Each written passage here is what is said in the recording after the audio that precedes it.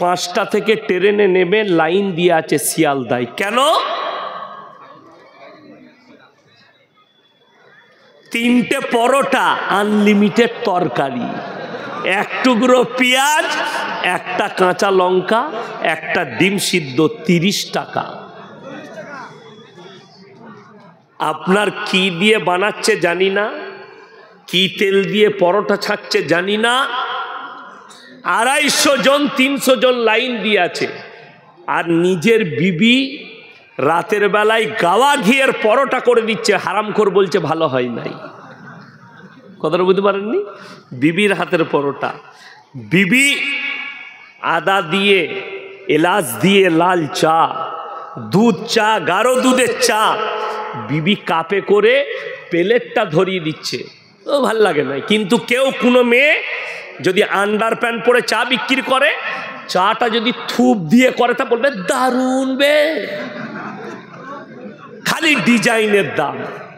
নাউজবিল্লাহ, আল্লাহ হিফাজত করুন। কমকে আমার ভাই, হিদায়েতের মালিক সকলে বলুন কে? আল্লাহ। কোরআন শুনিয়ে দিই, সূরা বাকারা 2য় পৃষ্ঠা।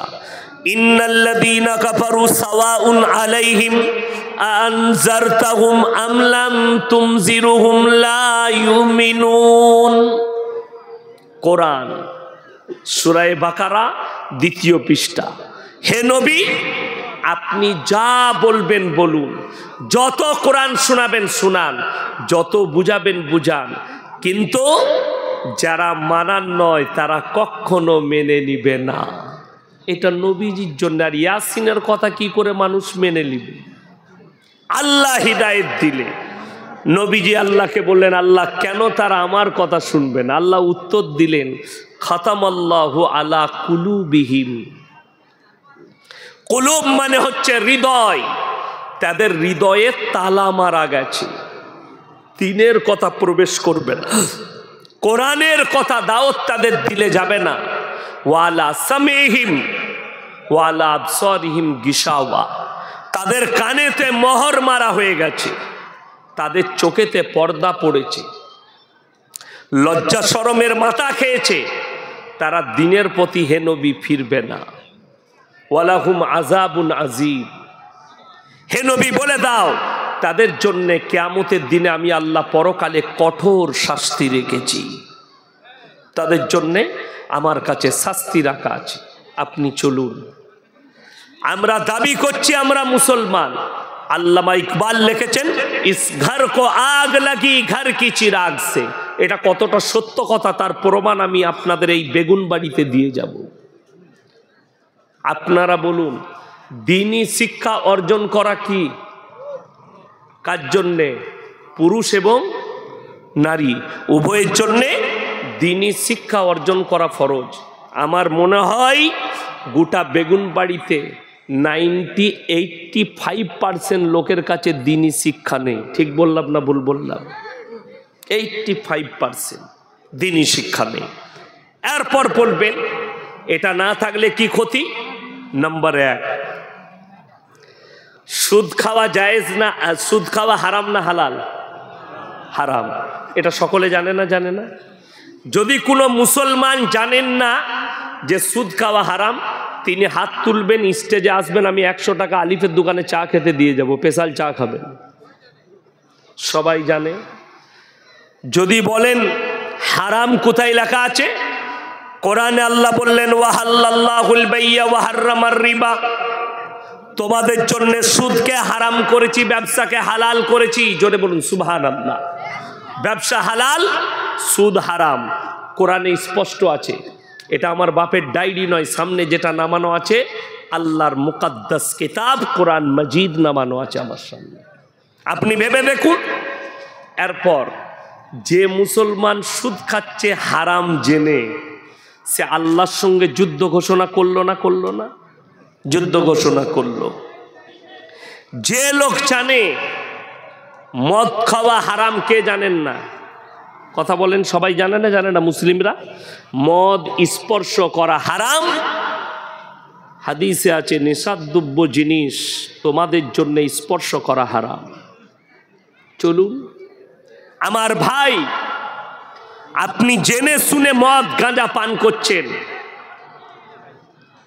আপনি আল্লাহর সঙ্গে রসুলের সঙ্গে যুদ্ধ ঘোষণা করলেন। আপনি অবাক হবেন, মুসলমান জানে মদ স্পর্শ করা হারাম। আচ্ছা, যে জিনিসটা হারাম তার ব্যবসা করা জায়েজ হবে? হারাম। তার ব্যবসা করাও হারাম। আপনাকে আমি প্রমাণ দিয়ে যাব। এই মুর্শিদাবাদ জেলায় প্রমাণ দেব। যদি মিথ্যা বলি, সকালে গিয়ে গাড়ি চালিয়ে গিয়ে দেখে আসবেন। মুসলিমদের ছেলেরা হোটেল করেছে, মদ হারামখোর খায়, মদ হারামখোর আবার বিক্রিও করছে, আর নিজেকে মুসলমান বলে দাবি করছে। আপনি হাই রোডে চাপুন, 34 নম্বরে বহরমপুর পেরিয়ে যান, বাইপাস পেরুবেন, পলসন্ডা পেরুবেন, বাঁ হাতে একটা ধাবা আছে, পাপ্পুদা ধাবা, পাঞ্জাবিদের। দু ভাই বসে থাকে, মুখে দাড়ি, মাথায় পাগড়ি, আমাকে খুব শ্রদ্ধা করে, ভালোবাসে। গেলে চা খায়, পেরিয়ে গেলে রুটি খায়। তার হোটেলে বোর্ড দিয়ে আছে মদ নিষিদ্ধ, না মদ বিক্রি করে, না সেখানে কেউ বসে মদ পান করতে পারবে। আচ্ছা, তারা মুসলিম না পাঞ্জাবি? কথা বলেন। পাঞ্জাবি, অমুসলিম। তারা জানে আমরা যে জায়গায় ব্যবসা করছি এটা মুসলিম প্রধান এরিয়া, আর এই মুসলিমরা, এদের কাছে মদ হারাম, তাই আমার ব্যবসার জায়গায় আমি মদ বিক্রি করব না। অথচ তার হোটেল পেরিয়ে, আমি নাম করব না হোটেলের নাম, কিছু দূর গিয়েই মুসলিমদের হোটেল পাবেন, হারামখোর মদও খায়, মদও বিক্রি করছে। এই লোকটা জেনে শুনে মদ বিক্রি করছে, এ আল্লাহর সঙ্গে যুদ্ধ ঘোষণা করলো, রসুলের সঙ্গে যুদ্ধ ঘোষণা করলো।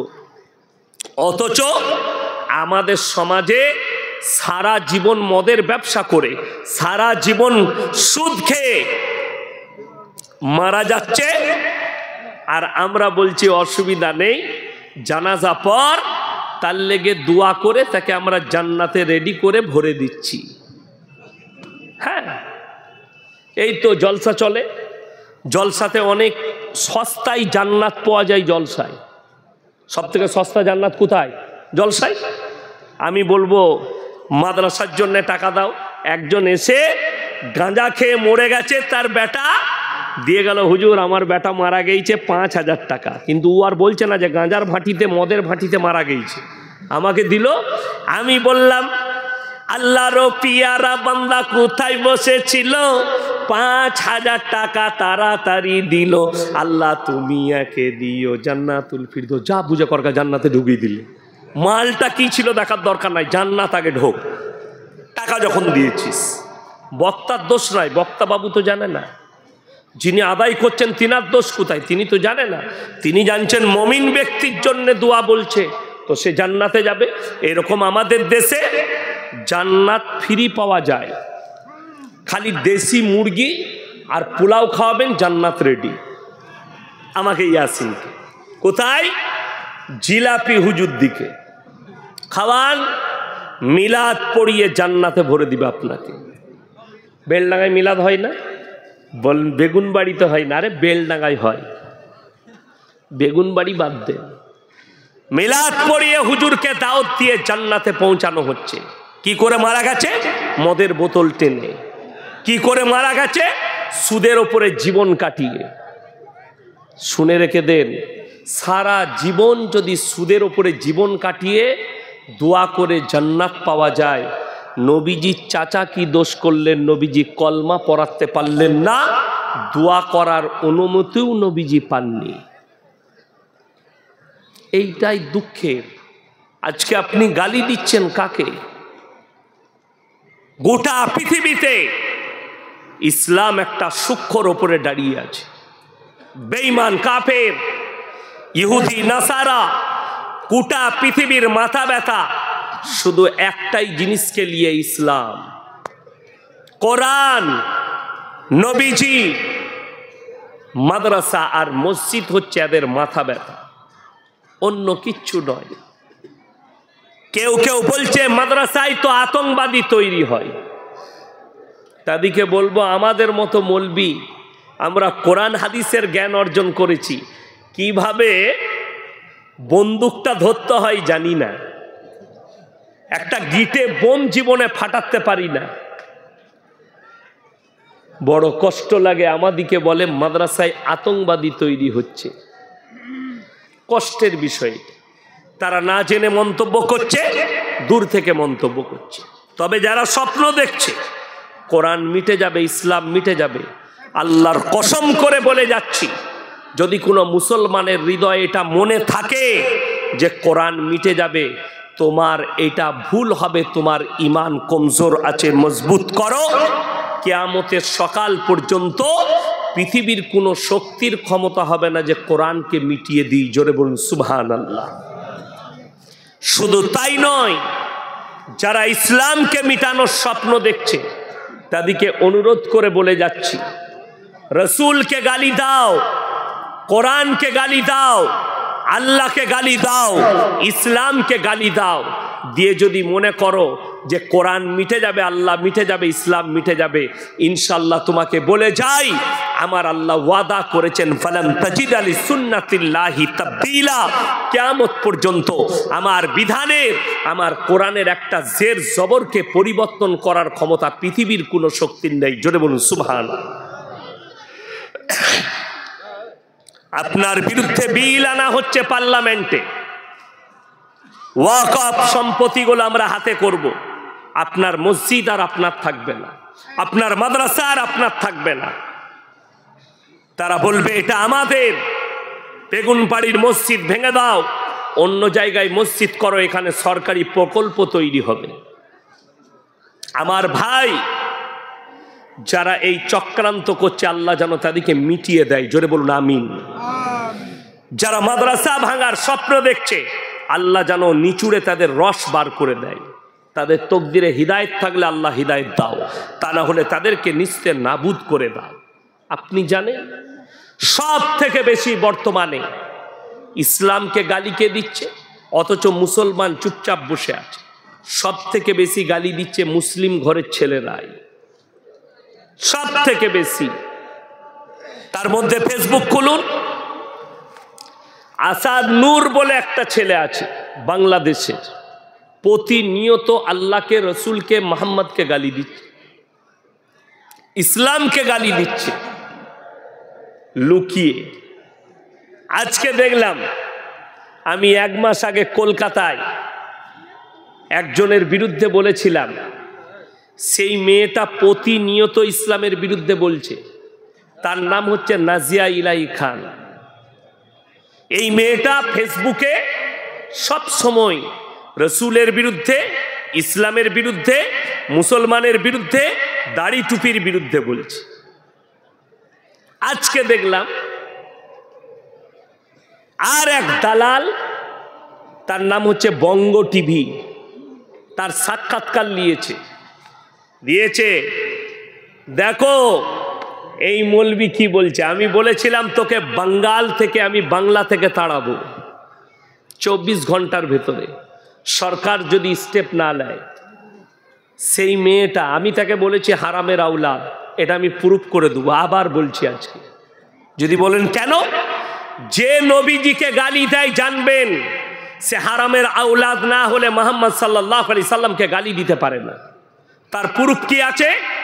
যতগুলো স্কুল, কলেজ আর ইউনিভার্সিটি আছে, তাদের হেডমাস্টারের মাথার ওপরে ছবি কাদের টাঙানো থাকে? ঈশ্বরচন্দ্র বিদ্যাসাগর, কবিগুরু রবীন্দ্রনাথ ঠাকুর, বঙ্কিমচন্দ্র চট্টোপাধ্যায়, শরৎচন্দ্র চট্টোপাধ্যায়, স্বামী বিবেকানন্দ, এদের ছবিগুলো স্কুলের হেডমাস্টারের মাথার ওপরে টাঙানো থাকে।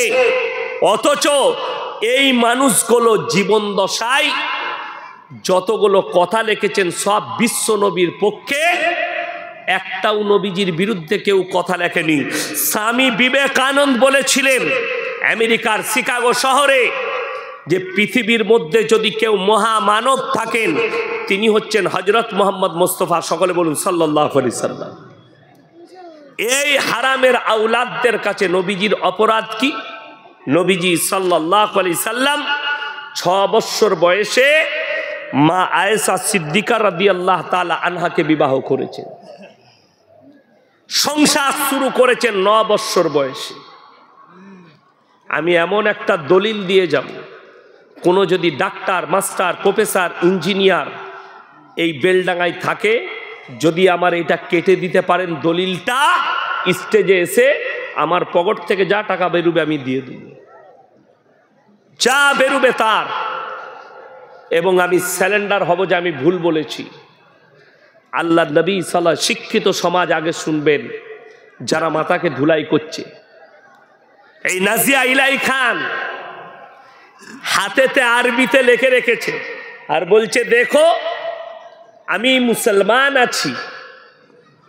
अरे यार बांग्ला तो बोलना अच्छा से सीख ले पहले। बांग्ला जाने ना, बोलছে আমি बंगाली में। তোর ভাষাতে পশ্চিম বাংলার লোক বলবে তুই বাঙালি না বিহারি মাল। তো বাংলা বলাটাই আগে ভালো করে স্কুলে ভর্তি হ, বাংলাটা শেখ, তারপরে আমার সঙ্গে লাগবি।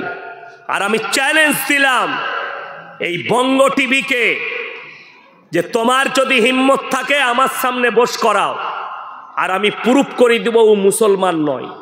এটা যদি প্রুফ করাতে না পারি আমি পশ্চিম বাংলায় সমাজের বুকে আর কোনোদিন কথা রাখবো না ইনশাআল্লাহ।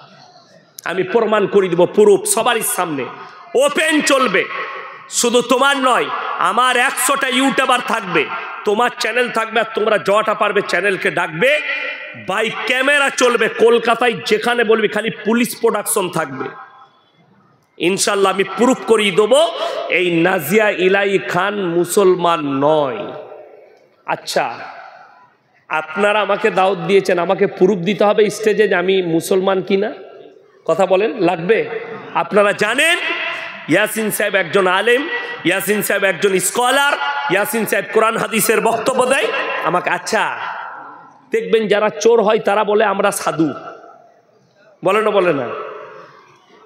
যারা চোর হয় তারা কোনোদিন বলে আমি চোর? তারা খালি বলে আমার মতো ভালো লোক নাই। প্রুফ দিতে চাই। এ মুসলমান নয় বলে আরবি লেখে দেখাচ্ছে আমি মুসলমান আছি, আমার হাতে এটা আছে। আবে টাট্টু করাটাই তো হারাম। ইসলামে টাট্টু করা কি হারাম। শরীরের মধ্যে কেউ টাট্টু করলে হারাম। নবীজি সাল্লাল্লাহু আলাইহি সাল্লামের হাদিস আছে স্পষ্ট, যারা শরীরের মধ্যে ছবি আঁকে, শরীরের মধ্যে কিছু লেখালেখি করে, তারা জান্নাতে প্রবেশ করবে না। আর ও নিজের হাতে আরবিতে লেখে মানুষকে প্রুফ করাচ্ছে আমি মুসলমান আছি। আর আমি বলছি তুই হারামের আওলাদ আছিস। আমার কাছে প্রুফ আছে। যে মেয়ে মদ পান করে, আমি ভিডিও দেখেছি ওর মদ পান করা, আবার বলছে এই মলি সাহেব আমার বিরুদ্ধে বলে ভাইরাল হতে চায়। আরে আমার তোকে নিয়ে ভাইরাল, তোকে কেউ চিনে না। তোকে যতজন চিনে সবাই জানে এটা অবৈধ সন্তান নবীজিকে আর ইসলামকে গালি দিচ্ছে। আর ইয়াসিনকে আল্লাহর কৃপায় যতগুলো আমার মুসলমান ভাই চিনে সবাই আমাকে দোয়া দেয়। সকলে জোরে বলুন ইনশাআল্লাহ। দেশ বাংলাদেশ প্রবাসী যারা আছে সবাই আমাকে চিনে। তা না হলে আমার যতগুলো ইউটিউবার জলসা ছাড়ে একবার খুলে দেখবি, তোকে আমি বলে গেলাম যে আমাকে কত মানুষ চায়, কমেন্টগুলো পড়ে দেখবি। আর তুমি যে হারামের আওলাদ, এটা আমি আবার বললাম, যদি হিম্মত থাকে এই বঙ্গ টিভিকে বলছি, তুমি যে দালালি করছো, তোমার দালালিটাও পশ্চিম বাংলার মানুষ বুঝেতে তুমি কার দালালি করছো আমি আর নাম লুব না।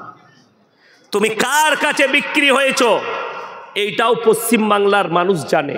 আল্লাহর কৃপায় আমার গলায় কারুর পাট্টি বাঁধা নাই, আমি হচ্ছি আল্লাহর গোলাম। আমরা সবাই কার গোলাম? আল্লাহকে ছাড়া কেউকে ভয় খাই না। और नाजिया इलाही खान तेरे गले में किसका पट्टा लगा हुआ है सबको मालूम है। तू किसी का पली हुई कुत्ती हो, लेकिन अल्लाह के कृपा से मैं अल्लाह का बंदा हूं और अल्लाह ने भेजा, अल्लाह के सिवा मैं किसी से नहीं डरता इंशाअल्लाह। बड़ो कष्ट लागे आमार गलाय कारुर पट्टी पड़ानो नाई, যে আমি কারোর পক্ষ নিয়ে বলবো, কোনো রাজনৈতিক দলের পাট্টি আমার গলায় নেই, আর তোর গলায় কার পাট্টি আছে সবাই জানে। तुम तो कुत्ती बन चुकी हो। और कुत्ता दो कंडीशन में भोगता है, या तो पागल हो चुका है या तो पीछे उसका मालिक खड़ा है। तू जो भोग रही है ये मुझे मालूम है, तू इसीलिए भोग रही है कि तेरे पीछे कोई मालिक खड़ा है, तेरे गले में पट्टा डालकर पकड़ कर खड़ा है। लेकिन अल्लाह के कृपा से मेरा जान अल्लाह के कब्जे में है, আমাদের জান আল্লাহর কবজায়। আজকে মুসলমান আপনি ইমানের উপরে টিকে যান, হে আমার যুবক কালমার উপরে টিকে যান একনিষ্ঠভাবে। পৃথিবীর কোনো শক্তির ক্ষমতা নেই আপনার এতটুকু ক্ষয়ক্ষতি করে, টিকে যান।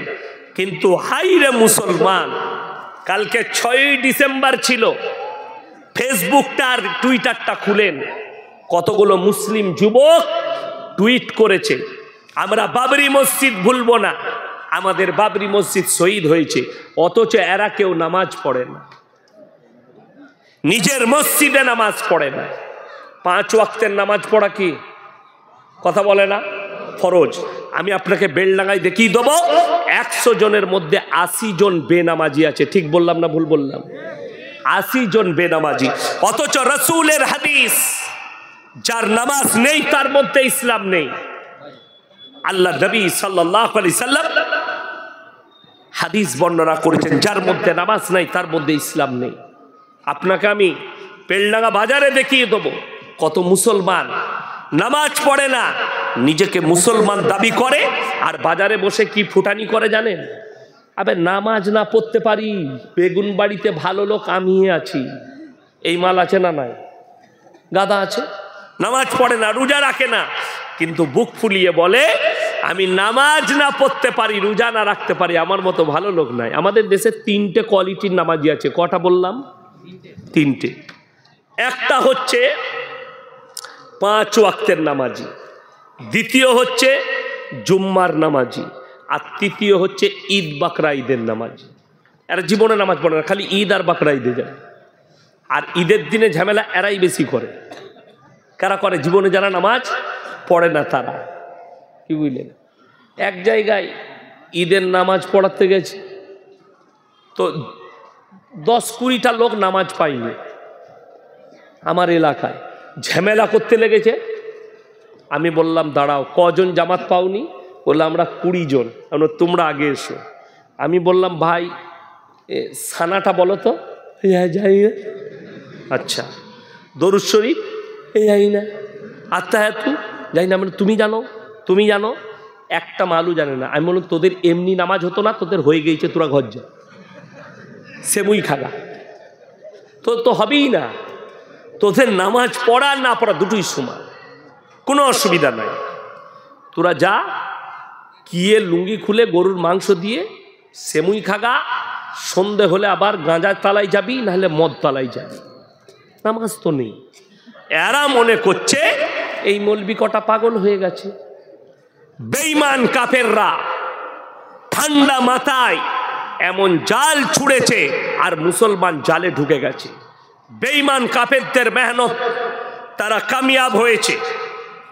তাদের চিন্তাধারা মুসলমানের সম্পর্ক যেন কোরআনের সঙ্গে না থাকে, মুসলমানের সম্পর্ক রসুলের হাদিসের সাথে না থাকে, মুসলমানের সম্পর্ক আলেমদের সাথে না থাকে। এইটা ছিল তাদের মেহনত, আর তারা তাদের মেহনতে কামিয়াবি লাভ করেছে। আজকে মুসলমান সম্পর্ক নেই কোরআনের সাথে, মুসলমান সম্পর্ক নেই হাদিসের সাথে, মুসলমান সম্পর্ক নেই রসুলের আখলাকের সাথে। অথচ আপনি নিজেকে বেলডাঙ্গায় বুক ফুলিয়ে দাবি করছেন আমি মুসলমান, আপনি বুক ফুলিয়ে দাবি করছেন আমি একজন মুমিন। বড় কষ্ট লাগে আমার ভাই। এই লোকগুলো পাগল নয় যারা দাড়ি রেখেছে, এই লোকগুলো পাগল নয় যারা লম্বা জামা পড়েছে। প্রত্যেক জায়গার একটা পজিশন আছে, আপনি পজিশন চিনতে পারেননি, আপনি জায়গা তৈরি করতে পারেননি। বেঈমান কাফেররা জায়গা তৈরি করেছে আপনার ব্রেনে, আপনার বিবেকে, আপনার দিলে, আপনার আখলাকে, আপনার চরিত্রে তারা জায়গা তৈরি করে সাকসেসফুল হয়েছে। তারা তাদের কাজে সাকসেসফুল, আমরা আমাদের কাজে নাকাম। ভাবতে পারে যে আজকে তাদের মেহনত যেটা ছিল ঠান্ডা মাথায় মুসলিম দিকে জিনাকত তৈরি করা, ঠান্ডা মাথায় মুসলমানদের ইমানকে ধ্বংস করা, তারা কামিয়াবি লাভ করেছে। আজকে আমাদের সমাজে সব থেকে কম বেতন যাদিকে দেওয়া হচ্ছে সেটা হচ্ছে ইমাম সাহেব। ইমাম দিকে সব থেকে কম বেতন দেওয়া হচ্ছে। তার কারণ কি? তার কারণ একটাই, কিছু কিছু মুসলমান আছে তারা বলছে নামাজ পড়িয়ে, মসজিদে নামাজ পড়িয়ে ইমামতি করে পয়সা নিতে হবে। হাদিসে কোথায় লেখা আছে? কোরআনে কোথায় লেখা আছে? একটা মৌলবি, একটা মুহাদ্দিস, গোটা বেলডাঙ্গা থানা নয় মুর্শিদাবাদ জেলার যত আলেম আছে, একটা যদি হাদিস আমাকে দেখাতে পারে আর কোরআনের আয়াত যে আলেম হওয়ার পরে মসজিদে ইমামতি করে খেতে হবে, এটা হাদিসে লেখা আছে, আমি সেই মৌলবীর জুতোর মালা পরে ঘর যাবো বেলডাঙ্গা থেকে। দেখাও কোথায় লেখা আছে মসজিদে ইমামতি করতে হবে। যদি বলেন যে তাহলে নামাজ কে পড়াবে, যখন নামাজ সে পড়াবে তাহলে ইমামটা হিজড়ে লয়। যারা মনে করছেন বিনা বেতনে নামাজ পড়াতে হবে তারা হিজড়ে ইমাম রাখবেন, খালি পেটে ভাতে। আমাদের সমাজের অবস্থাটা ওই জন্য খারাপ হলো। তো এরা যদি পেটে ভাতে মৌলবি পায় নামাজ পড়ানোর লোক, এরা আর বেতন দিয়ে মৌলবি রাখবে না। এরা যদি পেটে ভাতে মুয়াজ্জিন পায়, এরা আর টাকা দিয়ে রাখবে না। গ্রামের চাচা বুড়ো হয়ে গেছে, কাজ করতে পারে না, চাচাকে বলছে চাচা তুমি আর কোথায় কাজ করবে গো, তো তুমি এক কাজ করো, মসজিদে একটু ঝাড়ু ফাড়ু লাগাবে আর আজানটা দিও। বললে হ্যাঁ হ্যাঁ, আর তোমাকে বেতন দিতে পারবো না, তো পালা আছে সবারই ঘরে, তুমি খেয়ে নিও। ইমাম সাহেব সে দেখলে চাচা আমার তো এমনি ইনকাম নাই, তো এই মসজিদে ঝাড়ু দেবো, আজান দেবো, পেটে ভাতে থাকবো, আমারও পেটটা চলে যাবে আর এদের আজানটা হবে।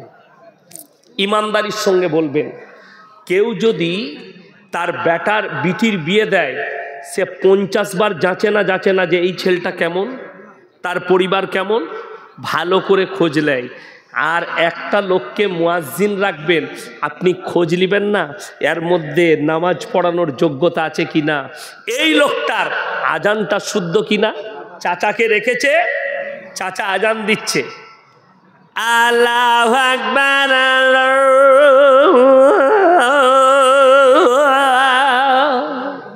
যা বুঝে করবে আজান, ফেরেশতার গায়ে থাকবে না। ফজরের সময় আজান দিচ্ছে, আসসালাতু খায়রু খায়রান মিনান, যার নাম খয়রন, সে বলছে আমাকে কে ডাকছিল এত রাতের বেলা, সে উঠে পড়েছে। তো পেটে ভাতে মুয়াজ্জিন হলে আজান এরকম হবে। আর পয়সা দিয়ে যদি কোনো আলেম হাফেজকে রাখেন, কোনো নামাজ আজান জাননেওয়ালাকে রাখেন, সে যদি আজান দেয় মধুর্যর আজান পাবেন, যেটার দ্বারা দিল তর হবে, যেটার দ্বারা একজন বেঈমানের দিল গলবে, যেটার দ্বারা কোনো বেধর্মী ইসলাম কবুল করতে পারে। আল্লাহু আকবার, আল্লাহু আকবার। আজানটা কি মনে হলো? বুঝতে পেরেছে? আসসালাতু খায়রুম মিনান নাওম। চাচা আজান দিচ্ছে, আসসালাতু খায়রুন মিনান নাওম, যা বুঝে করবে। যার নাম খয়রন, সে রাতের বেলায় উঠে বলছে আমাকে এত রাতে কে ডাকলেন। আজানু শেষ, সব কিছু শেষ, নামাজু শেষ। আপনি বলছেন, এটা অনেকজন মনে করবে ক্রিটিসাইজ, না, এই আজানটা হচ্ছে শরীয়ত বিরোধী আজান। তুমি বিনা পয়সায় চাচাকে রেখেছো, তোমার জুটেনি যে 4000-5000 টাকা দিয়ে একটা চাচাকে রাখি যার আজানটা শুদ্ধ, যার নামাজ সে ইমাম না থাকলে সে নামাজ পড়িয়ে দিতে পারবে।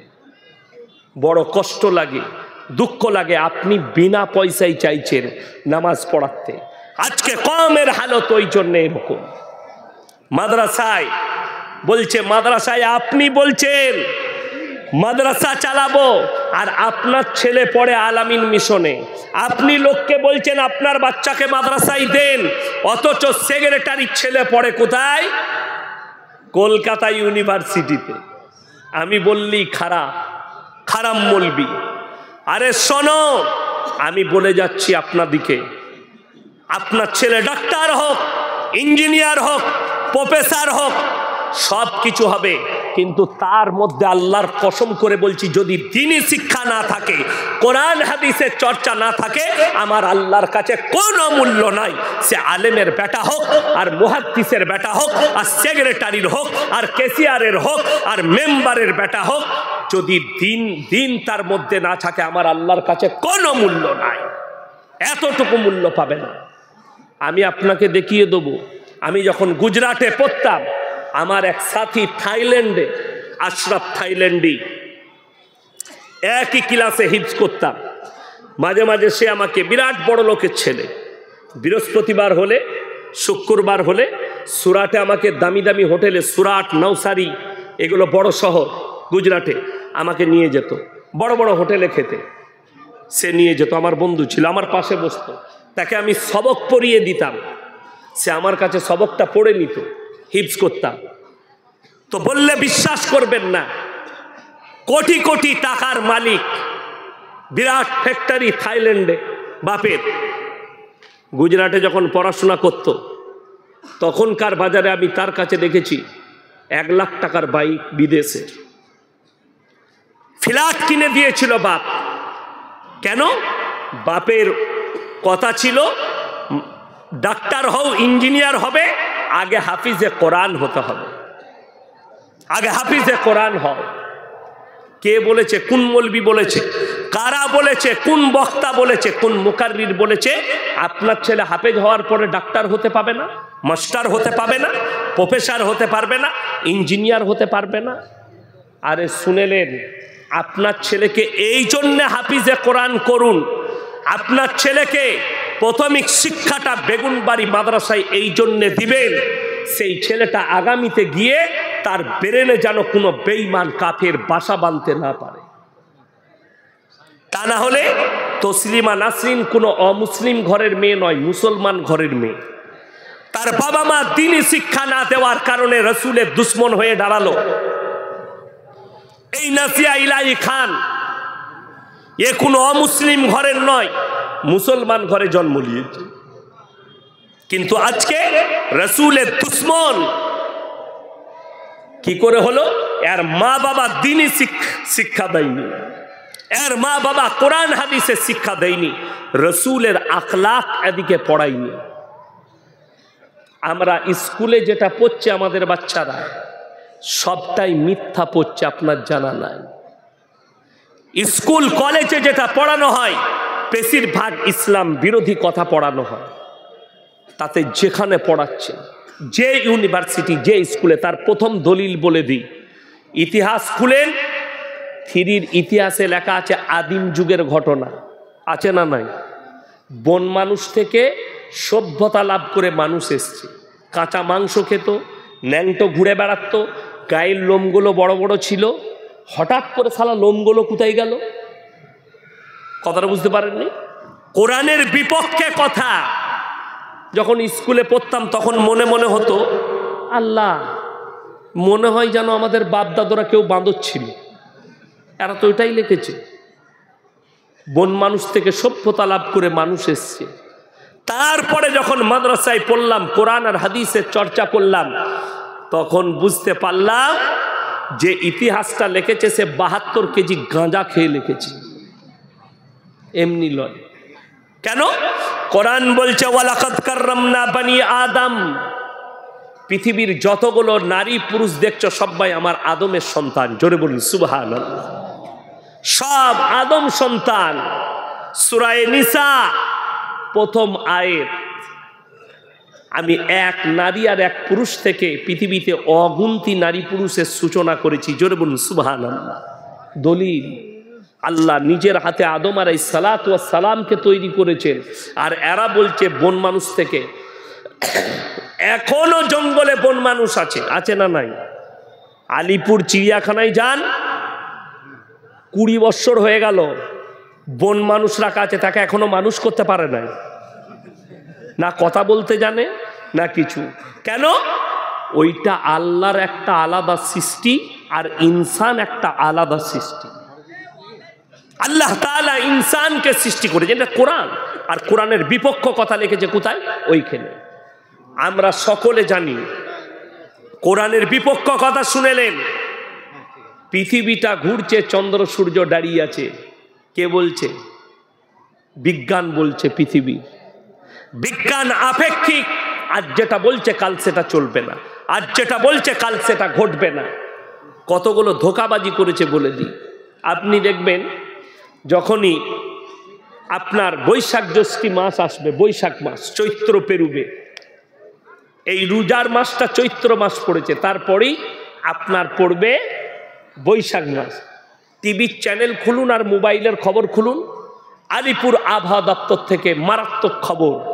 উত্তর পশ্চিম দিক দিয়ে বাংলাদেশের ওপর দিয়ে মুর্শিদাবাদ, হাওড়া, হুগলি, নদিয়ার ওপর দিয়ে 180 কিলোমিটার ঝোড়ো হাওয়া বজায় বজ্র সহ বৃষ্টিপাত হতে পারে। সেদিনে মাল ফাঁকা চলে গেল। যেদিনে বললে আজকে আকাশ মেঘচ্ছন্ন থাকবে, হালকা বৃষ্টি হতে পারে, সেদিনে কালো মেঘ এসে ফাটিয়ে দিয়ে সব বার করে নিয়ে গেল। বলে এই মালটা কোথায় ছিল? বলে ওটাই আমাদের জানা নাই। তার নাম আল্লাহ। তার নাম কি বললাম? আল্লাহ। বিজ্ঞান আপেক্ষিক। আমার বয়সী যারা আছে, আমার 39-এ পা রেখেছি আমি, আমার বয়সী যারা আছে, আমরা যখন পড়েছি পৃথিবীটা কমলা লেবুর মতো অনেকজন পড়েছে। পড়েছেন না পড়েননি? পৃথিবীটা কমলা লেবুর মতো। তার পরবর্তী বৈজ্ঞানিক এসে বললে নট কমলা লেবু, পৃথিবীটা গোল ফুটবলের মতো। এদের ভোট বেশি হলো, কমলা লেবু বাদ গেল। আগের বৈজ্ঞানিকরা কমলা লেবু বলেছিল, চলে এলো গোল ফুটবল। এখন কিছু বৈজ্ঞানিক বলছে নট গোল ফুটবল, পৃথিবীটা ডিম্বাকৃতি, ডিমের মতন। এদেরও মেজরিটি যেদিনে বেশি হবে, ফুটবল বাদ যাবে, ডিম্বাকৃতিটা চলে আসবে। আবার কিছুদিন পরে কিছু মাল বেরোবে, তারা বলবে মালটা টেরা বেকা, তোদের থিওরিতে আসবে না। তা না হলে বলুন, পৃথিবীর থেকে সূর্য 13.5 লক্ষ গুণ বড়, আছে না নাই লেখা? আচ্ছা, কার বাপের মিটার দিয়ে মেপে হলো লেখা আছে? লেখা নেই, আন্দাজে অনুমান করে বলেছে। আমাকে অনেকজন মনে করবে আমি কোরআনের দলিল দেব। এরা বলছে পৃথিবীর ঘুরছে, চন্দ্র সূর্য গ্রহ তারা নক্ষত্র তারা সব দাঁড়িয়ে আছে, আর কোরআন তার উল্টো বলেছে। এরপর আপনি কোরআনকে দোষারোপ করবেন না বিজ্ঞানকে? এটা আপনার ব্যক্তিগত ব্যাপার। আপনি যদি কোরআনকে বলেন মিথ্যা, আপনি বেঈমান আর কাফের হয়ে যাবেন।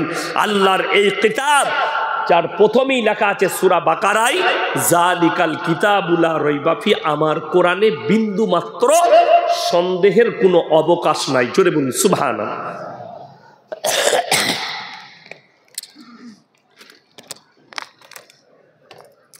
আমার এই কোরআনে বিন্দু মাত্র সন্দেহের কোনো অবকাশ নেই। এটা কোরআন। আল্লাহ রাব্বুল ইজ্জত কোরআনে বললেন সূরা ইয়াসিন, কুল্লু ফি ফালাকি ইয়াসবাহুন, নবমণ্ডলে যা আছে তারা যেন নিজের নিজের কক্ষপথে চলমান। যারাই আছে, চন্দ্র সূর্য গ্রহ তারা নক্ষত্র মঙ্গল বুধ প্লুটো, তারা সবাই নিজের নিজের কক্ষপথে চলমান। সূরা ইয়াসিন। আগে চলুন, দলিল, মারাত্মক দলিল আছে। যদি বলেন চন্দ্র সূর্য চলছে, এর একটা পুক্তা দলিল দেন। আল্লাহ নবী সাল্লাল্লাহু আলাইহি সাল্লামকে বেঈমান কাফেররা প্রশ্ন ছুড়েছে, ইয়াসআলু আইয়ানা ইয়াউমুল কিয়ামা, হে নবী আপনি বলুন কিয়ামতটা কবে হবে? আল্লাহ নবী উত্তর দিলেন, আল্লাহ নবীকে আল্লাহ উত্তর শিখিয়ে দিলেন, হে আমার নবী আপনি উত্তর দেন। কি বলে?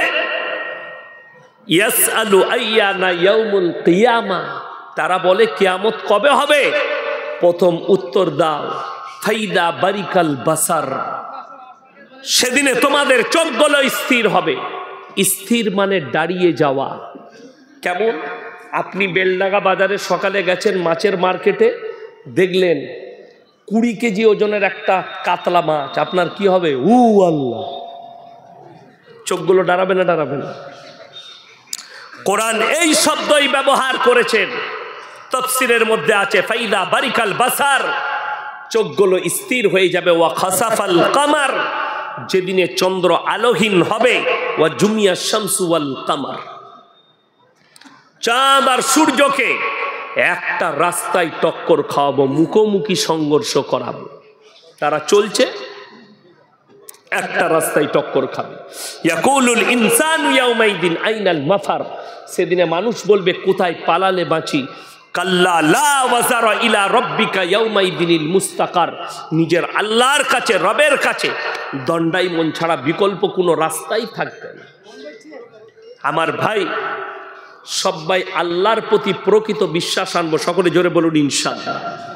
আল্লাহ ছাড়া ভালো মন্দ, কল্যাণ অকল্যাণের মালিক পৃথিবীতে কেউ নেই।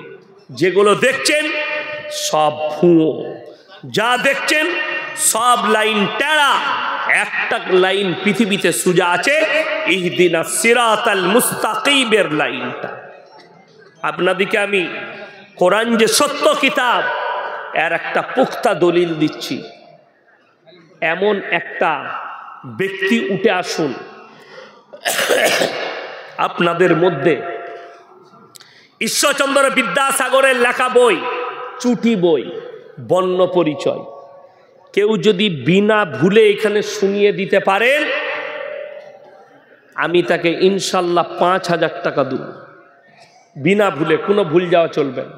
আকার ওকার থেকে শুরু করে, ফুল স্টপ থেকে শুরু করে সব যেন থাকে, একটা শুনিয়ে দাও। কিন্তু আল্লাহর কৃপায় এই 30 পারা কোরআন একটা হাফিজের কোরআনে আল্লাহ সিনের মধ্যে গেঁথে দেন, জোরে বলুন সুবহানাল্লাহ। দ্বিতীয় নম্বর, একটা কোনো ছড়া নিয়ে এসো, যে ছড়াটার প্রত্যেক লাইনে একই অক্ষর যেন শেষে গিয়ে থাকে।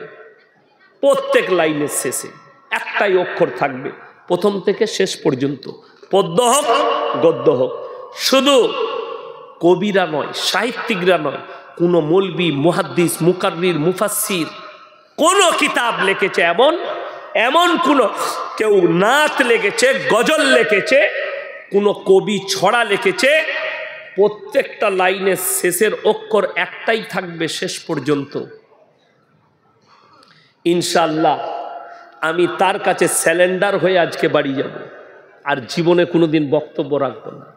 আমি একটা ছড়া শোনাই, যে লাস্টের অক্ষরগুলো কেমন মিল থাকতে হবে। যেমন আমরা পড়ি, আমাদের ছোট গায়ে ছোট ছোট ঘর, লাস্টের অক্ষরটা কি এলো বাবা? র। থাকি সে তা সবে মেলে নাহি কেউ পর, আবার কি এলো? র। পাড়ার সকল ছেলে মোরা ভাই ভাই, কি চলে এলো? হর্ষই। পাল্টালো না? পাল্টালো না? এই যে লাস্টের অক্ষর, শেষ পর্যন্ত এক থাকতে হবে। আল্লাহর কসম করে বলছি, পৃথিবীর কোনো সাহিত্যিক, কোনো মৌলবি, মুল্লা, আমি আপনি, সে তিনি লেখে শেষ করতে পারবেন না, এমন একটা ছড়া তৈরি করতে পারবেন না। আল্লাহ রাব্বুল আলামিন কোরআনে কি অলংকার বাজাই রেখেছেন? এটাকে অলংকার বলা হয়। আল্লাহ তাআলা এই কোরআনে অলংকার বাজাই রেখেছেন। প্রথম থেকে শেষ পর্যন্ত সূরার প্রত্যেকটা আয়াতের শেষে একটাই অক্ষর ব্যবহার করেছে। ওয়াশ-শামসি ওয়া দুহাহা ওয়াল কামারি ইদা তালাহা ওয়ান নাহারি ইদা জাল্লাহা ওয়াল লাইলি ইদা ইয়াগশাহা ওয়াস সামাই ওয়া মা বানাহা ওয়াল আরদি ওয়া মা তাহাহা ওয়া নাফসি ওয়া মা সাওয়াহা ফাআলহামাহা ফুজুরাহা ওয়া তাকওয়াহা। জোরে বলুন সুবহানাল্লাহ।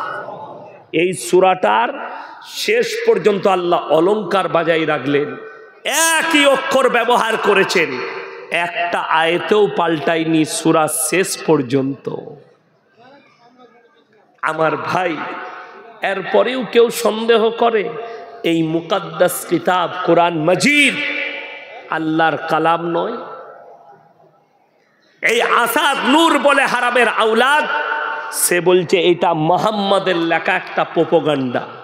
নাউজবিল্লাহ বলেন। আল্লাহর আসমানি কিতাব, আল্লাহ নিজে বলেছেন, এর মধ্যে বিন্দুমাত্র কোনো সন্দেহ নেই।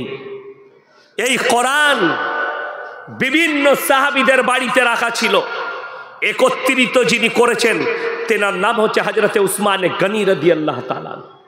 তিনি কোরআনটাকে এক জায়গায় করেছেন, গচ্ছিত করেছেন। তিনি হচ্ছেন হযরতে উসমানে গনি রাদিয়াল্লাহু তাআলা। আর এত বড় অপবাদ! আরে আমার ভাই, প্রত্যেকটা ভাই হাত তুলে বলুন তো, আজ থেকে 5 ওয়াক্তের নামাজি হব। জোরে বলুন ইনশাআল্লাহ। আরে হাত তুলে বলুন, জোরে বলুন ইনশাআল্লাহ। আমরা সবাই মাদ্রাসার সঙ্গে আছি, জোরে বলুন ইনশাআল্লাহ। এই মাদ্রাসার মসজিদের জন্য আপনার প্রাণ হাজির হতে হবে, সকলে জোরে বলুন ইনশাআল্লাহ। এই কোরআনের মহব্বত আপনার মধ্যে থাকতে হবে। এই বেগুনবাড়ি শুধু নয়, যতগুলো মাদ্রাসা আছে এগুলো আমাদের সম্পদ। এই বেগুনবাড়ি মাদ্রাসায় কেউ আঁচ পৌঁছালে আমাদের জীবনটা যেন, প্রাণটা যেন হাজির থাকে, সকলে জোরে বলুন ইনশাআল্লাহ। যারা চাইছে কেড়ে নেব, তারা খালি স্বপ্নই দেখছে। তোমরা ইমানের উপরে টিকে যাও। হ্যাঁ, তাদের কাছে সম্ভব হবে এই মাদ্রাসা ভাঙা, মসজিদ ভাঙা, যদি মুসলমান স্পেনের মতো নিজেদের ইমানকে হারিয়ে দেয়। স্পেনের মুসলমান যখন দিন থেকে সরে গেল, আল্লাহর রাস্তা থেকে যখন সরে গেল, আমার ভাই, সঙ্গে সঙ্গে তাদের ওইখানে ওই মসজিদগুলো, ওই সমস্ত জায়গাগুলো আল্লাহ তাআলা এমন করে দিয়েছেন, আজকে গেলে আপনার চোখে পানি পড়বে। স্পেনের বড় বড় মাদ্রাসাগুলো মদের বার, আর মসজিদগুলো সব মদের ঠিকে তৈরি করে দিয়েছে। কেন? ইস ঘর কো আগ লাগি ঘর কি চিরাগ সে। মুসলমান সচেতন না হওয়ার কারণে আজকে আলেমরা দাঁড়িয়ে আছে আপনাদের পাশে। আপনারা সচেতন হন, সচেতন হন, ইসলামের প্রতি, নামাজের প্রতি যত্নবান হন, কোরআনের প্রতি যত্নবান হন। কোরআনটা খালি বাড়ির আলমারিতে রেখে দিলে ওইটাই শেষ নয়। কোরআনটা খালি আপনি আপনার ঘরে রেখে দিলে এটাই শেষ নয়। এই কোরআনের প্রতি শুধু মহাব্বত, সকলে জোরে বলুন ইনশাআল্লাহ। কি দিয়ে? আপনার প্রাণ দিয়ে মহাব্বত, আপনার পয়সা দিয়ে মহাব্বত, আপনার টাকা দিয়ে মহাব্বত, আপনার সম্পদ দিয়ে মহাব্বত। আল্লাহ নবী সাল্লাল্লাহু আলাইহি সাল্লাম মক্কা নগরীতে খালি এলান করেছেন, ওমা ইউকরিদুল্লাহ কারদান হাসানা। আল্লাহর রাস্তায় কে কি কারদে হাসানা দিবে বলো? আল্লাহ নবী সাহাবীরা নিজেদের জান মালকে কুরবান করে দিয়েছে আল্লাহর রাস্তায়। আপনি অবাক হবেন, সাহাবীদের কাছে যার কাছে যা আছে সবাই নিয়ে এসে নবীজির কাছে দিচ্ছেন। হযরতে আবু বকর সিদ্দিক রাদিয়াল্লাহু তাআলা আনহু কিছুই নেই বাড়িতে, নিজের শরীরে খেজুর পাতার একটা জামা লাগিয়ে যুদ্ধের জামাটা দান করলেন। কেন? ইসলামকে এগিয়ে নিয়ে যেতে হবে। আল্লাহ নবী বললেন, হে আবু বকর সিদ্দিক, তোমার দানটা আল্লাহর কাছে মকবুল হয়ে গেছে। কিছুই নেই, যুদ্ধের জামাটাও দান করেছে। যার বাড়িতে পেঁচেতে 2টি খেজুর ছিল, খেজুরটাও দান করেছে। কেন? ইসলামকে এগিয়ে নিয়ে যেতে হবে। জানবেন আপনার সন্তানের ভবিষ্যৎ এই বেগুনবাড়ি মাদ্রাসা, আপনার আমাদের আওলাদদের ভবিষ্যৎ এই বেগুনবাড়ি মাদ্রাসা। এই বেগুনবাড়ি মাদ্রাসা যেন কিয়ামতের সকাল পর্যন্ত কায়েম থাকে, সকলে জোরে বলুন আমিন। সেক্রেটারি সাহেব শোনাচ্ছিলেন মাদ্রাসার ব্যাপারে। 1999 সাল থেকে শুরু হয়েছে, 26 বছরে পা দিয়েছে। মাশাআল্লাহ, আমি দোয়া দিয়ে যাব এই বেগুনবাড়ি গ্রামবাসীর জন্য। আপনাদের মেহনত, আপনাদের এই মেহনতকে আল্লাহ কবুল করুক, আপনাদেরকে কামিয়াবি লাভ করুক। আপনারা জানেন না, বেঈমান কাফেররা প্রতিনিয়ত লেগে আছে। কিয়ামতের পূর্বে সাবধান হন। কিয়ামতের পূর্বে রাসূল বলেছেন সমাজে হারাম আওলাদে ভরে যাবে, আপনি রুখতে পারবেন না। বেঈমান কাফেরের মেহনত। সুপ্রিম কোর্ট রায় দিয়েছে, ভারতে পরকিয়া লিগেল। আপনাকে নিজের ইমান নিজেকে বাঁচাতে হবে, থানাওয়ালা বাঁচাবে না। আপনি সকালবেলায় গিয়ে বেলডাঙ্গা থানায় যদি কেস করতে যান, আমার বিবি অমুক ব্যক্তির সাথে রাত কাটিয়েছে, আপনাকে আগে মারবে, কেস হবে না। পরকিয়া লিগেল করেছে সরকার, সমকামী লিগেল করে দিয়েছে। রসুলের হাদিস, আখরি জামানায় বর্বরতার যুগের পাপগুলো মডেলিং হয়ে ফিরে আসবে। আজকে দেখে নেন, নামাজি গাদা, প্রচুর নামাজি, কিন্তু বহু জনার নামাজ হয়নি কি সন্দেহ আছে। কেন? বেঈমান কাফেররা যা মেহনত করে দিয়েছে। আমি কালকের জলসায় বলছিলাম, এক বছর, গত বছরে আমি তো আসতে পারিনি, যাই হোক ডেটের একটু গোলমাল হয়েছিল। তো আমি মুম্বাই যাচ্ছি, দাঁড়িয়ে আছি কলকাতা এয়ারপোর্টে, সকালবেলায় 6:30টায় আমি বোর্ডিং পাস করাবো। আমার সামনে একটা যুবক দাঁড়িয়ে আছে, সে এমন একটা প্যান্ট পরেছে মনে হচ্ছে খুলে পড়ে যাবে। আমি তাকে বললাম, ভাইয়া थोड़ा ऊपर करो ना तो सब गड़बड़ हो जाएगा। से আমাকে বলছে, हजरत ये डिजाइन है। এমন সালা ऐसा भी डिजाइन का पैंट निकल चुका है। আমি মনে মনে চিন্তা করলাম। এরপর আমার ভাবনা এলো, ছেলেটা মুসলিমদের, এই প্যান্টটা পরে ও যদি মসজিদে নামাজ পড়তে ঢুকে, তার পেছনে যে থাকবে তার আর নামাজ হবে? ও তো যখন সিজদায় যাবে, পেছনে যে থাকবে সে আলী বাবার গুফা দেখতে পাবে, নামাজ শেষ, হারাম। বেঈমান কাফেররা কামিয়াবি লাভ করেছে। বুখারী শরীফের হাদিস, পুরুষ মানুষের জন্য টাকনোর ওপরে কাপড় পরা, যে পুরুষ মানুষ টাকনুর নিচে কাপড় পরবে ওই অঙ্গগুলো জাহান্নামের আগুনে জ্বালানো হবে। আপনি অনুভব করতে পারেন, বেঈমানরা প্যান্ট তৈরি করেছে টাকনুর নিচে, আর আমাদের কিছু ছেলে আছে মসজিদে যখন ঢুকছে প্যান্টটাকে গুটিয়ে নামাজ পড়তে ঢুকছে। ঠিক বললাম না? প্যান্টটাকে গুটিয়ে দিচ্ছে। আচ্ছা, কোনো মৌলবি যদি বলতে পারে যে শুধুমাত্র নামাজের সময় টাকনুর ওপরে রাখতে হবে, বাকি টাইম খোলা থাকলে কোনো অসুবিধা নাই, এরকম একটা ফতোয়া কোনো মৌলবি দিলে আমি আর জীবনে বক্তব্য রাখবো না। অল টাইম নামাজটা, আমাদের নামাজ কেমন হয়েছে? ও দেবকুণ্ডুর ছেলে বেগুন বাড়িতে বিয়ে করতে আসছে, জীবনে হারামখোর নামাজ পড়ে না, কিন্তু সেই দিনে এসে বলছে মসজিদ খান কোথায় আছে? কেন? হজরত 2 রাকাত নফল নামাজ পড়বে। ইমাম সাহেব মনে মনে ভাবছে, আল্লাহ আচ্ছা খান জামাই পেয়েছে, এত পরেজগার, বিয়ে করতে এসে 2 রাকাত নফল নামাজ পড়ে নিল উজু করে। এরপরে জোহরের নামাজের পরে নিকাহ পড়ানো হবে। মসজিদে জোহরের নামাজ হচ্ছে, হারামখোর গাছতলায় বসে সিগারেট খাচ্ছে, আর নামাজ নাই। কেন? বলে এটা বিয়ে করার নামাজ। নাউজুবিল্লাহ। এই হচ্ছে মুসলমানের হাল, যে আমি নামাজ 5 ওয়াক্ত পড়বো, প্যান্টটা খালি নামাজের সময় গুটোনো, বাকিটাই হারাম। মেয়েরা, হাদিসে আছে টাকনুর নিচে কাপড় পরবে মহিলারা, আমার মায়েরা। কিন্তু আপনি চলুন বেলডাঙ্গা বাজারে যদি 100টা মেয়ে ঘুরে, আমি 95টা মেয়েকে দেখিয়ে দেবো সব এইখানে কাপড় পরছে, এখনকার সালোয়ারগুলো। ঠিক বলছি না? এই জায়গায় আবার কিছু মেয়ে পায়ে সুতো বাঁধছে, কালো সুতো। এটা কেন বেঁধেছিস? বলছে লজল লাগবে না। তো গলায় দড়ি বাঁধ আর মরবি না। এমন ডিজাইন দিচ্ছে পায়ের সুতো, কি বুঝলেন? আর আমাদের ছেলেরা এত ভালো, কি বুঝলেন? হাদিসে আছে, শুনেলেন, কোনো উলঙ্গ নারী, খারাপ কাপড় পরা নারীর দিকে চোখ গেলে তোমরা চোখটা ফিরিয়ে নাও। কি করবে? চোখ ফিরিয়ে নাও। চোখ গেইছে, নাউজুবিল্লাহ, আস্তাগফিরুল্লাহ আল্লাযী লা ইলাহা ইল্লা হুয়াল হাইয়ুল কাইয়্যুম ওয়া আতুবু ইলাইহি। ক্যামেরাম্যান কোথায় আছেন? আপনার ক্যামেরা পর্দাটা উঠছে না, লাইট চলে গেছে। তো চায়ের দোকানে বসে আছেন, কোনো মহিলা বেলডাঙ্গা বাজারে খারাপ কাপড় পরে যাচ্ছে, আপনি আস্তাগফিরুল্লাহ পড়ে, ইস্তেগফার পড়ে মুখটাকে ফিরিয়ে নেন। কিন্তু আমাদের যুবকদের নিয়ত আলাদা। ও যদি দেখতে পায় তো আবার বন্ধুকে বলবে, দেখ কেন বে, দেখ কেন, দেখেন ওই দিক থেকে আর চোখ সরাবেন। তো সেই মেয়েটা একা পাপী নয়, আপনিও পাপী। অনেক মেয়েরা বলছে মৌলবীরা কি জানে, এটা মডেলিং এর যুগ, আমরা ছোট পোশাক পরবো।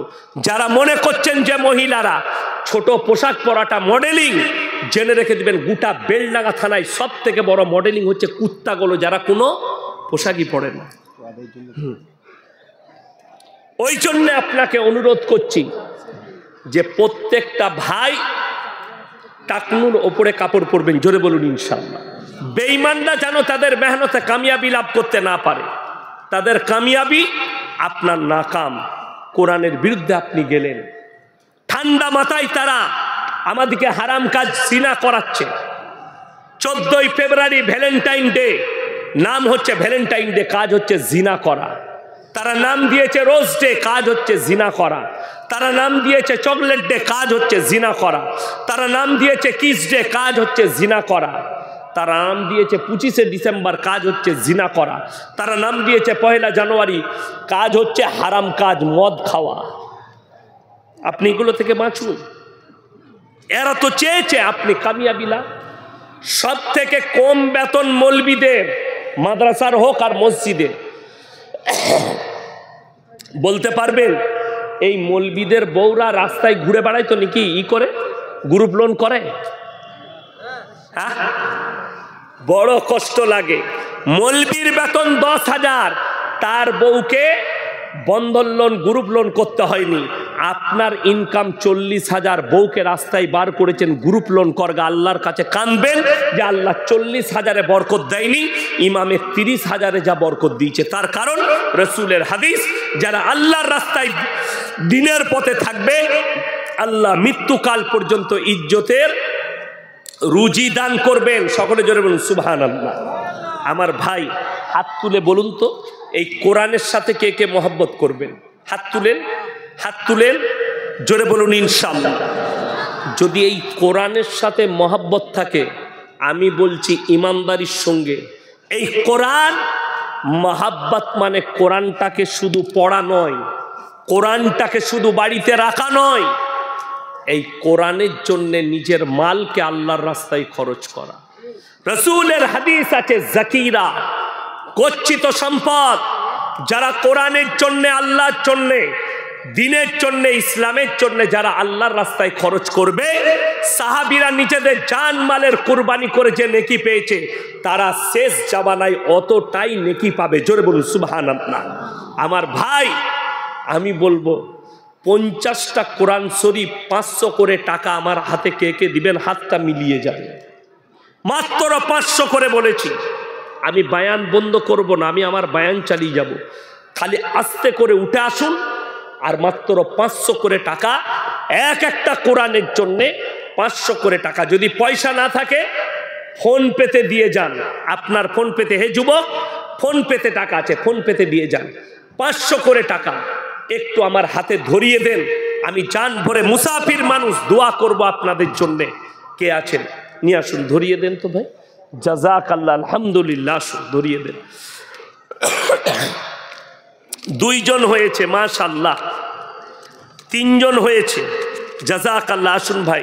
4 জন মাশাআল্লাহ, 5 জন মাশাআল্লাহ, 6 জন মাশাআল্লাহ, 7 জন, 3টে, 8, 9, 10 জন মাশাআল্লাহ, 11 জন হলো। ভাই ফটফট করে আসুন। 10,000 দিয়েছে। আচ্ছা 10,000 দিয়েছেন, আবার 500 দিলেন, 11টা মাশাআল্লাহ, 12টা মাশাআল্লাহ, 13টা। আমার মা বোনদের মধ্যে যদি কেউ থাকেন একটু পাঠান কোরআনের মহব্বতে। 14টা মাশাআল্লাহ, আসুন। 15 মাশাআল্লাহ, আসুন।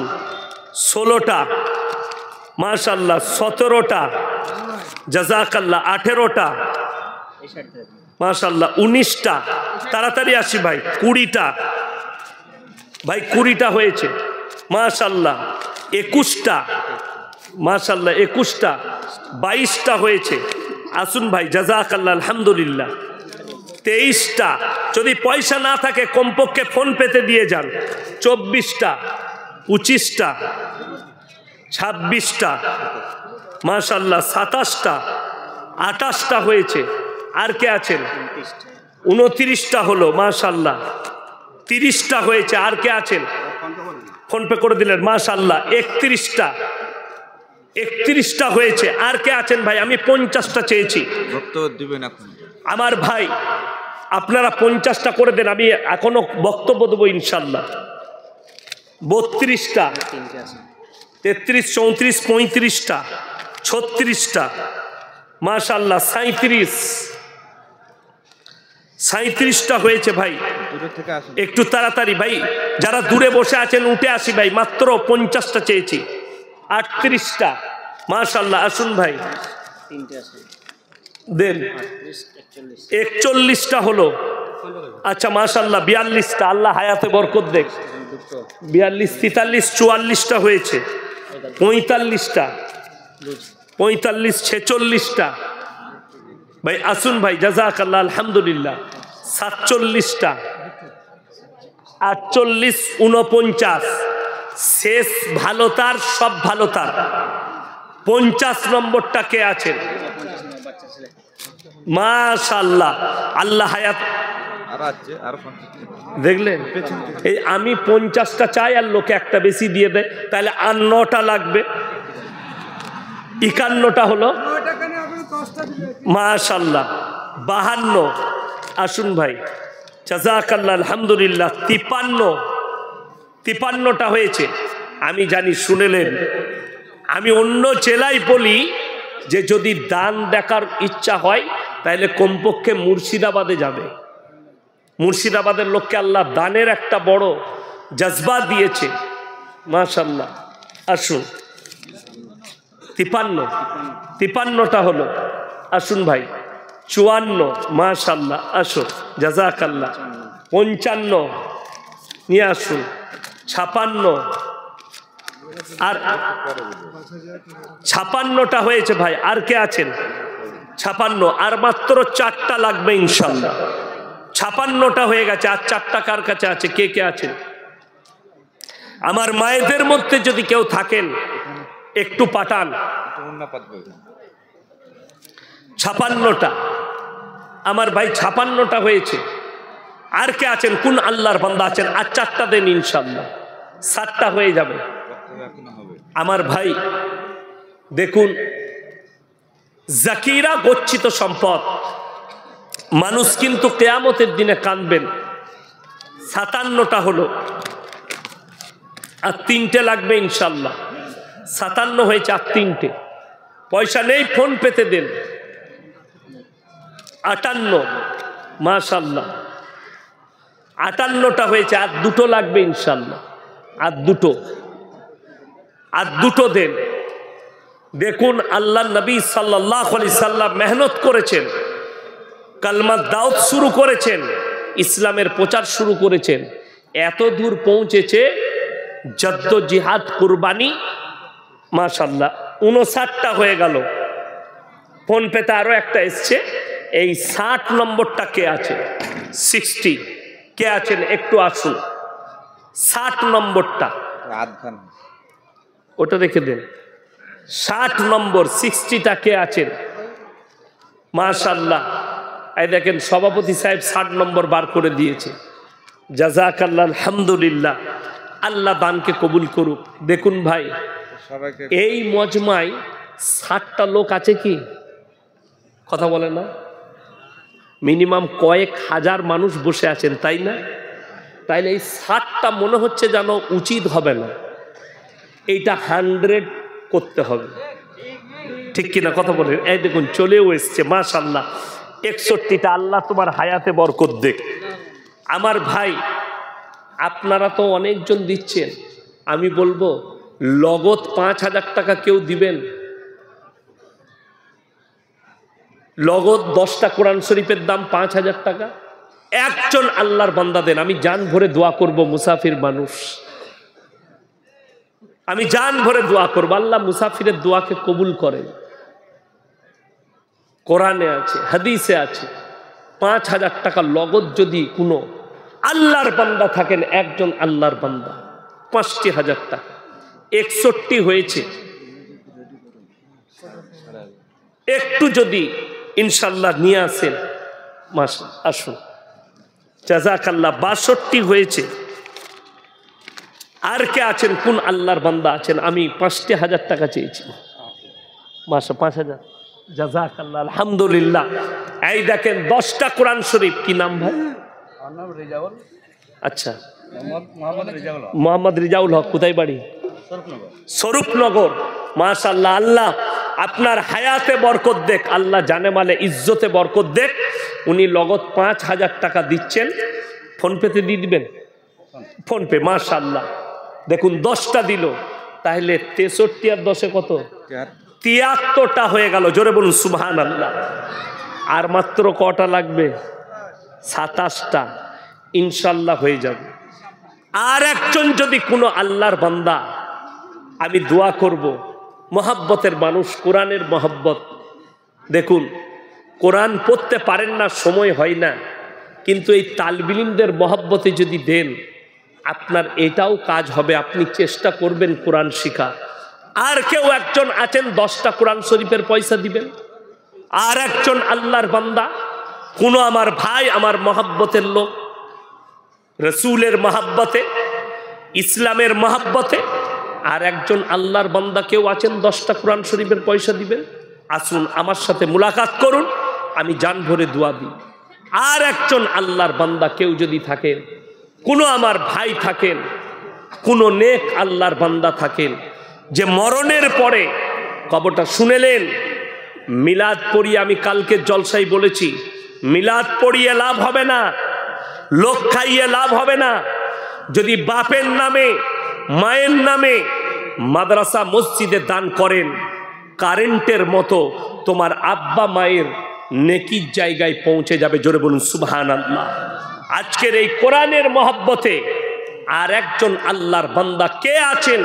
কোন আমার ভাই আছেন যে মাত্র এই 27টা কোরআন শরীফ কে আছেন? দিবেন, আমি দেখতে চাই। আচ্ছা, বেনামে 20,000 টাকা, বাথান পাড়া, আল্লাহ দানকে কবুল করুক, জানে মালে ইজ্জতে বরকত দেখ। বেনামে একজন 30,000 টাকা, আল্লাহ দানকে কবুল করুক, নেক নিয়তকে আল্লাহ পুরো করুক, কারোবারে আল্লাহ বরকত দেখ, রুজি রোজগারে আল্লাহ বরকত দেখ। আমার ভাই এইগুলো দেন, এগুলো বাকি আছে। বেনামে বাথানপাড়া 3,000 টাকা, আল্লাহ দানকে কবুল করুক, হায়াতে আল্লাহ বরকত দেখ। হায়দার আলী বাথানপাড়া 5,000 টাকা, আল্লাহ দানকে কবুল করুক, নেক নিয়তকে আল্লাহ পুরো করুক। এইটা নাজেরা বিবি, শহীদা বিবি,